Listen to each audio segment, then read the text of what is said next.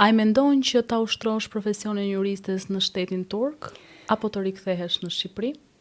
Në fillim, kur po mendoja se çfarë mund të bëja unë atje, ishte edhe si opsion të ekuivalentoja dokumentat e përfundimit të studimeve këtu, atje. Unë këtu kam mbaruar edhe masterin shkencor, por nuk ndodhi në një farë forme, ose nuk e ndjeja, ose e ndjeja të vështirë, dhe unë nuk e kam bërë këtë ekuivalentim të dokumentave atje, por tani e mendoj që ta kem e diplomën e fakultetit, siç është këtu e fakultetit drejtësisë, ta kem edhe atje të një universiteti.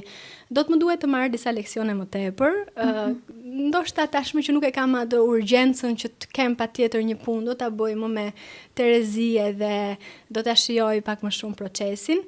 A do më kthej mua kjo tek profesioni? Nuk e di. E di që është mirë ta kem, por nuk jam gati të bëhem shumë serioze.